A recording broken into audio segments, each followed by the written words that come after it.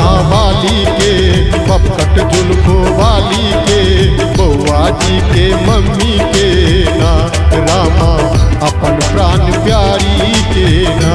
नित दिन भोरे उठ का भोर लगी नवकाली के,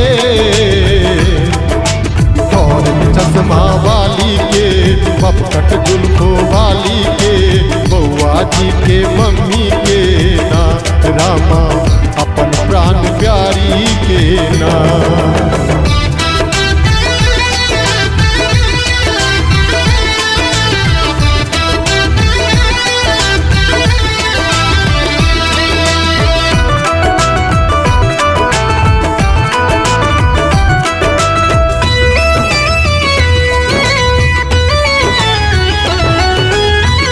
अदरक दजनी बनबै छी चाह, सुतले कनिया रहै छथि तबाह। अदरक दजनी बनबै छी चाह, सुतले कनिया रहै छथि तबाह। जहिया सँ मैडम भेली महटराइन, कोना का जीवन कटत से नहीं जाए। लका चाहत प्याला,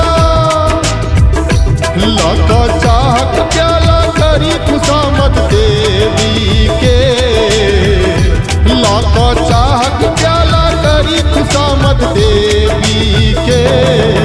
सुगा ठोर वाली के, मोरनी चाइल वाली के, टुनटुन माँ के मम्मी के ना, रामा अपन प्राण प्यारी के ना। नित दिन भोरे उठ का भोर लगी नवकाली के, फौरन चश्मा वाली के, पपकट जुल्फो वाली के, बउआ जी के मम्मी के ना, रामा अपन प्राण प्यारी के ना।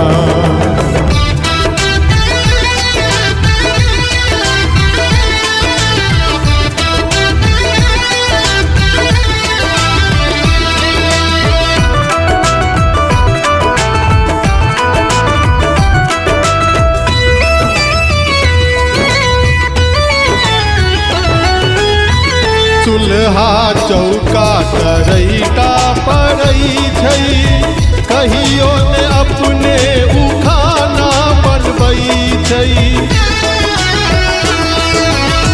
चूल्हा चौका करैटा पड़ै छै, कहियो ने अपने उ खाना बनबै छै।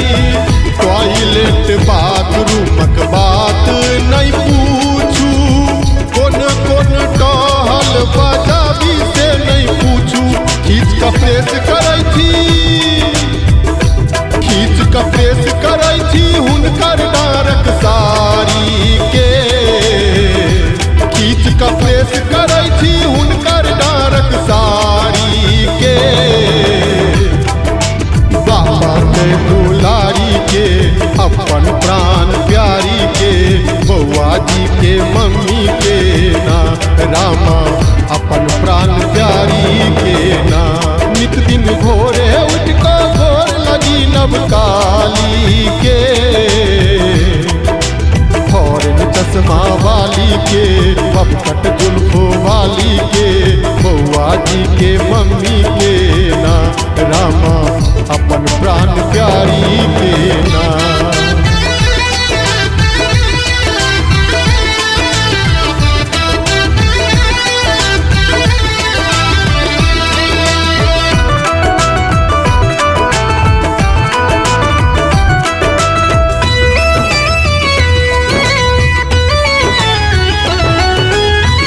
भोजनक बेर हम रच रच बनेलहुँ, अपने परैसी का भोजन करेलहुँ।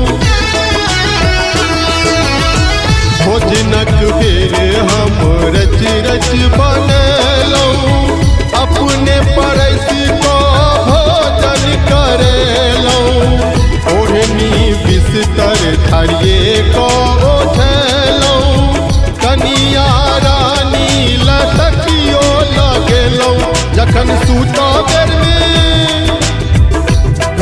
जखन सूता बेर में बंद करी के बारी के, जखन सूता बेर में बंद करी के बारी के, दर्द उखड़लै भारी के शोर करैया मम्मी के, ई खिस्सा घरवाली के ना रामा हमर प्राण प्यारी के ना। नित दिन भोरे उठ को गोर लगी नवकाली के, हॉर्न चश्मा वाली के, पपकट जुल्फ वाली के, बउआ जी के मम्मी के ना रामा अपन प्राण प्यारी